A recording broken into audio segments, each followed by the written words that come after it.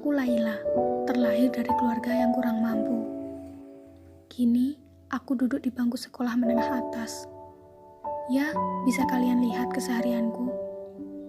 Belajar tanpa tahu apa yang dipelajari.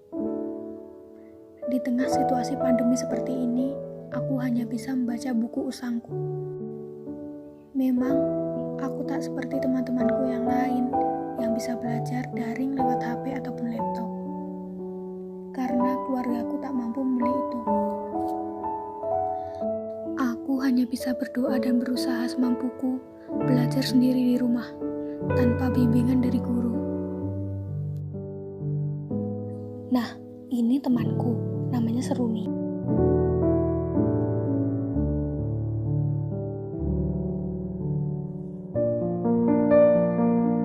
Dia adalah satu-satunya temanku yang paling baik dan mengerti kondisiku. Bahkan, dia menghubungi guru kalau aku tidak bisa mengikuti pembelajaran daring seperti teman-teman yang lain.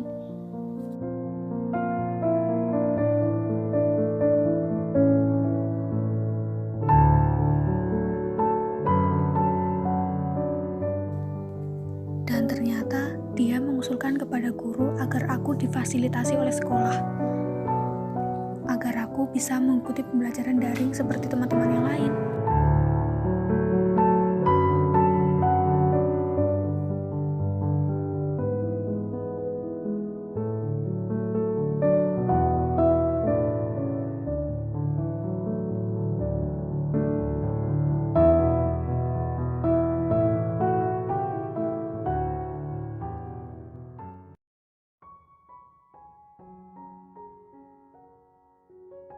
Pada hari itu, dia datang bawa kotak HP baru untukku. Aku sangat senang sekali.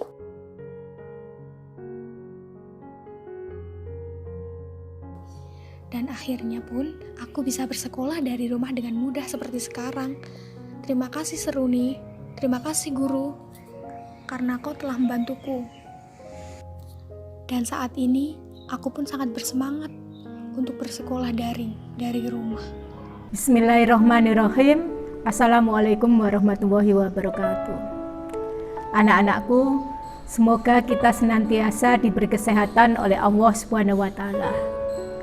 Dalam pembelajaran karakter kali ini, Bu Us akan memberikan informasi mengenai tipe gaya belajar dan cara mengatasi kebosanan saat belajar daring atau online. Anak-anakku, pembelajaran online menjadi alternatif metode belajar yang dilakukan sebagai salah satu upaya untuk mencegah penyebaran virus corona. Belajar di rumah membuat kebanyakan remaja merasa jenuh, malas, tidak produktif, hingga kangen dengan teman-teman di sekolah. Terlebih mengingat manusia adalah makhluk sosial yang seharusnya berinteraksi dengan orang lain. Kita harus tetap fokus dan produktif di saat belajar online. Kalian tentu sudah merasa bosan dan galau kan? Apalagi jika tugas yang diberikan banyak dan sulit. Berbeda ketika kita belajar di sekolah. Kita tidak merasa bosan ketika belajar di sekolah. Rasanya seru karena dapat mengerjakan tugas kelompok bersama teman kalian sambil bersenda gurau. Berbeda jika mengerjakannya di rumah sendiri. Menurut Bu Us, kalian harus membuat target waktu. Selesaikan tanggung jawab dulu, habis itu kerjakan yang kalian suka. Dan kita juga harus tahu tipe gaya belajar seperti apa kita ini. Nah, ada 9 tipe gaya belajar yang perlu kita ketahui sebelum kita membahas tentang mengatasi kebosanan saat belajar online. Perhatikan deh, tiap orang pasti memiliki gaya belajar yang berbeda. Kalian dengan teman kalian tentu memiliki tipe gaya belajar yang berbeda.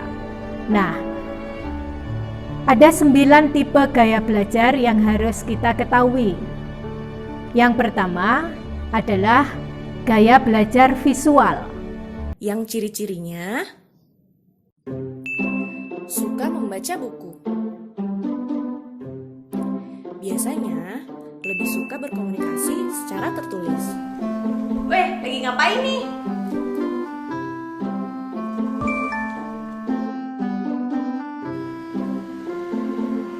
Yaudah deh, aku balik lagi ke depan ya.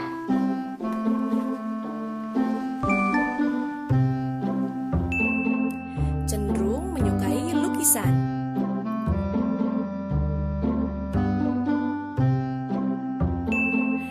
Cenderung berpenampilan sangat rapi.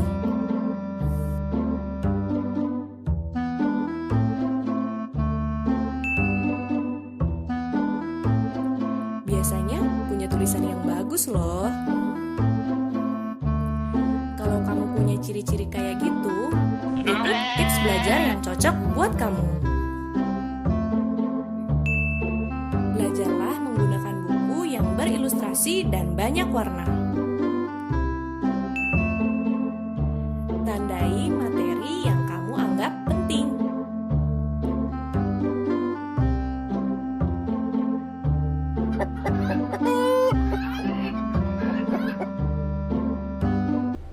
Ini adalah tipe orang yang banyak belajar dan memahami sesuatu dengan melihat buku, foto, video, diagram, serta berbagai materi visual yang menarik. Pasti dia akan paham. Kalau kamu termasuk pelajar ini, berarti kamu harus banyak-banyak memperhatikan dan membaca, supaya visual catatan atau buku pelajaran semakin menarik. Maka kita bisa memberikan warna-warni atau catatan di catatan kita, atau memberikan highlight pada catatan kita dan post-it. Tipe yang kedua itu adalah gaya belajar auditori atau mendengar. Ciri-cirinya suka membaca sambil bersuara. Taufik Ismail lahir di Bukit Tinggi 25 Juni. Menyukai musik.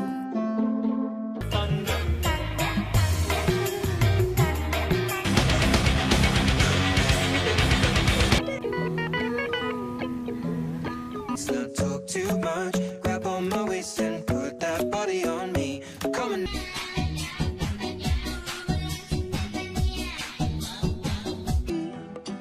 Di mana saja, kapan saja mendengarkan musik.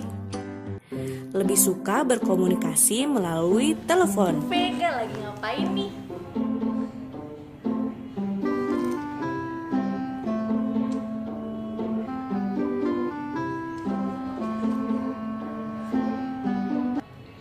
Iya, Vega, kenapa?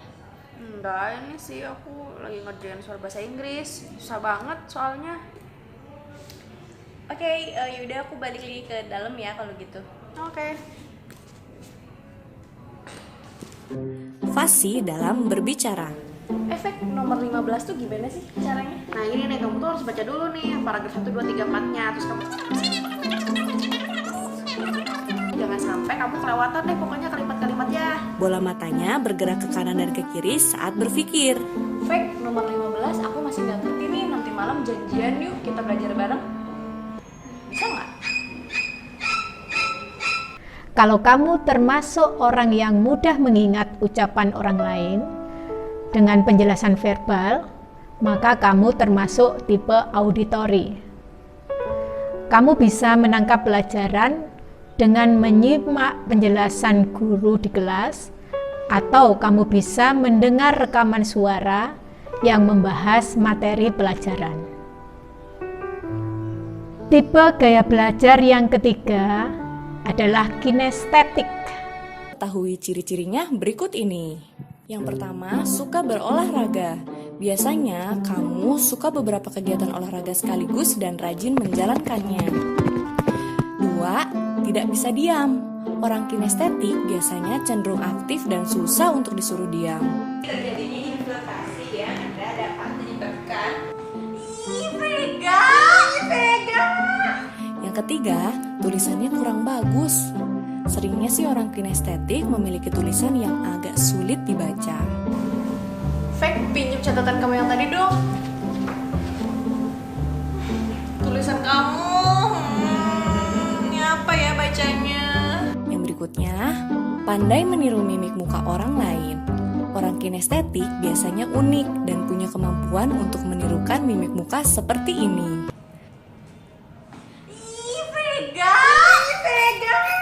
Lebih suka mencoba-coba atau trial and error. Biasanya mereka lebih suka mencoba-coba, kalau gagal dicoba lagi sampai berhasil.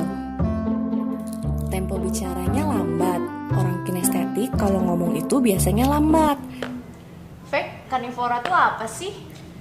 Jadi, karnivora itu adalah hewan yang Tetapi ia lebih mudah mengatakan apa yang ia pikirkan daripada menuangkannya dalam tulisan. Kelamaan, ditulis aja deh. nggak bisa. Kamu belajar dengan mengandalkan aspek fisik dan gerakan. Kamu butuh memegang, merasakan hal-hal yang kamu pelajari. Gak sekedar melihat atau mendengar materinya. Biasanya sih, kamu senang belajar dengan bantuan alat peraga. Praktek langsung di lab. Atau dengan flashcard. Atau kartu yang berisi materi pelajaran. Setidaknya flashcard akan membuat suasana belajar lebih menarik. Mengapa? Karena kamu bisa menyentuh kartu tersebut serta menggerakkan tangan. Nah, tipe yang keempat itu adalah memanfaatkan stres. Loh, kok stres? Ya, ternyata stres itu nggak melulu berakibat negatif. Malah ada orang yang lebih fokus belajar saat stres. Banyaknya tugas dan ujian justru memacu kamu buat prestasi. Jadi harus stres nih. Enggak juga. Pelajar tipe ini bisa mengelola stres dengan toks menghadapi situasi under pressure. Bahkan mereka justru butuh tantangan. Sebaliknya kondisi santai bakal membuatnya lemah. Jangan kasih kendor selai.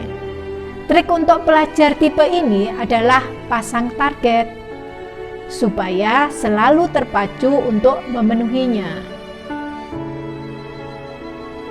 Nah, tipe kelima itu adalah serba rileks.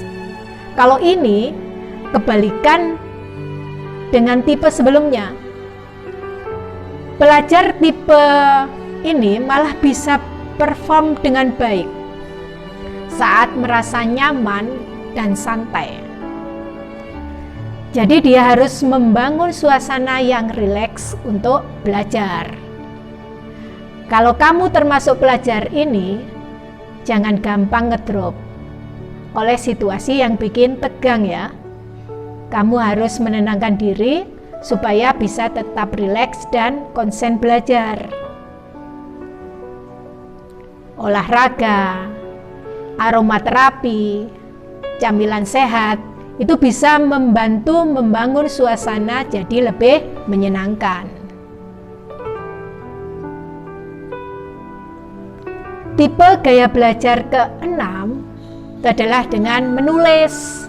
Nah, rahasiamu untuk menyerap pelajaran adalah dengan menuliskannya. Bisa dengan menulis catatan di kelas, bikin rangkuman, menjawab latihan pertanyaan, dan lain sebagainya. Kalau kamu termasuk tipe ini, biasanya sebelum ujian, kamu bisa menyalin rangkuman pelajaran. Kemudian, semakin rajin mencatat di kelas, kamu semakin paham dengan materi yang diberikan. Ketujuh adalah tipe gaya belajar menyimak orang yang terpercaya atau terpengaruh. Kalau guru atau orang yang menyampaikan pelajaran tampil inspiring dan bisa berkomunikasi dengan baik, maka pengaruhnya akan sangat terasa untukmu. Jadi kadang-kadang ada beberapa guru yang menjadi idola kita. Nah, dari situ kamu, oh kalau Pak guru biologi itu loh, kalau menerangkan enak. Maka kalau diajarkan guru biologi tersebut, maka kamu bisa mudah nyantol, gampang mencerna pelajaran. Nah, kamu adalah termasuk tipe gaya belajar menyimak orang yang terpercaya atau berpengaruh.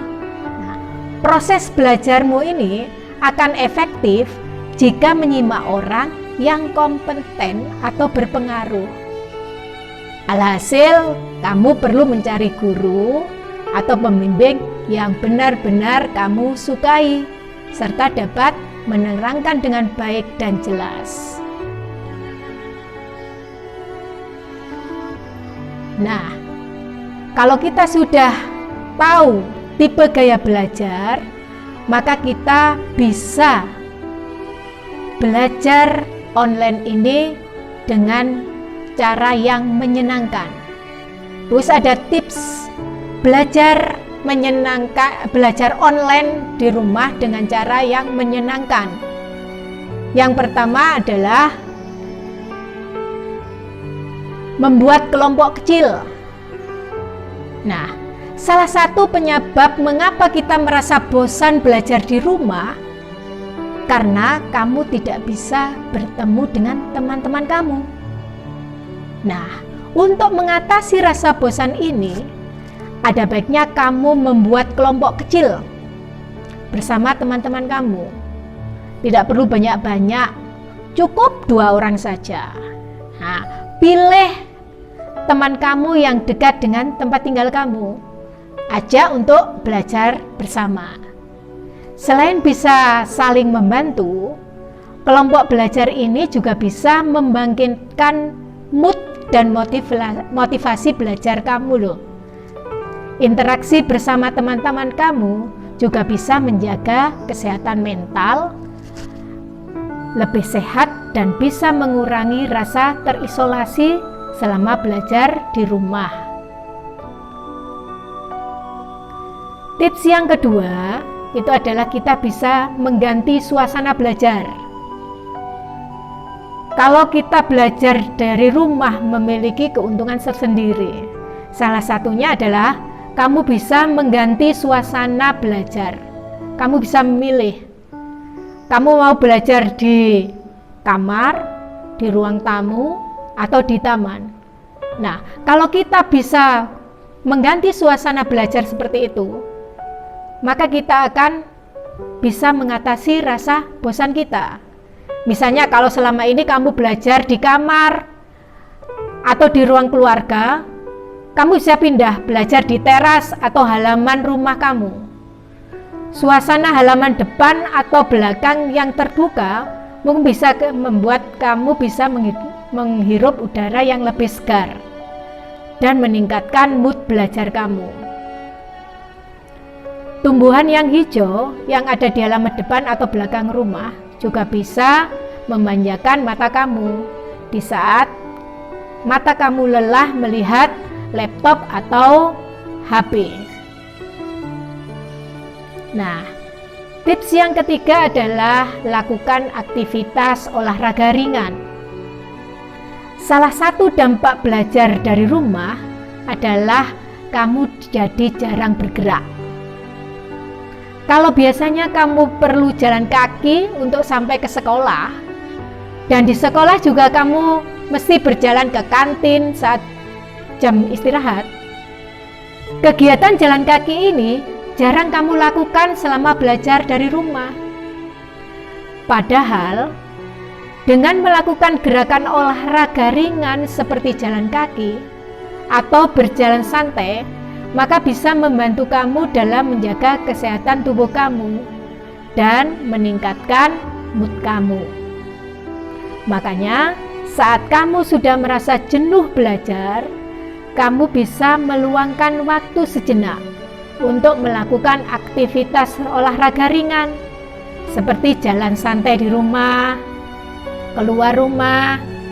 Dengan melakukan aktivitas olahraga, maka otak kamu akan melepaskan dopamin, serotonin, endorfin, dan adrenalin yang bisa membuat kamu bahagia.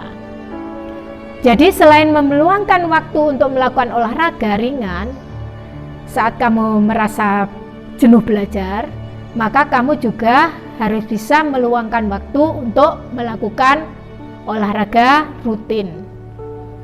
Selama belajar dari rumah minimal sehari dalam seminggu, ya kamu bisa melakukan aktivitas olahraga sambil berjemur di pagi hari, supaya kesehatan kamu bisa terjaga dan imun kamu tetap kuat selama masa pandemi ini. Yang keempat adalah meluangkan waktu untuk hobi kamu.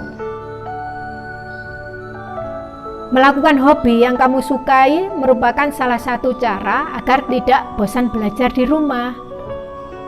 Oleh karena itu, kamu harus bisa meluangkan waktu untuk melakukan hobi yang kamu sukai. Contoh misalnya, memelihara ikan cupang, bertanam, mencoba resep-resep baru, TikTokan. Itu juga bisa membantu kamu rileks dan bahagia.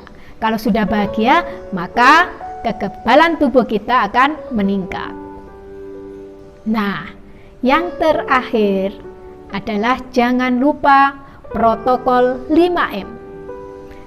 Memakai masker, mencuci tangan, menjaga jarak, menjauhi kerumunan, dan membatasi mobilitas. Jangan keluar kalau tidak ada hal-hal yang memang sangat perlu sekali. Demikian yang bisa Bu Us berikan.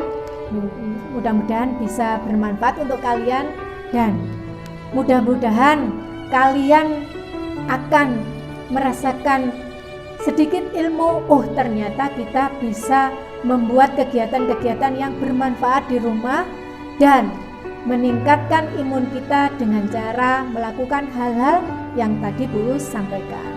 Terima kasih. Billahi taufik wal hidayah.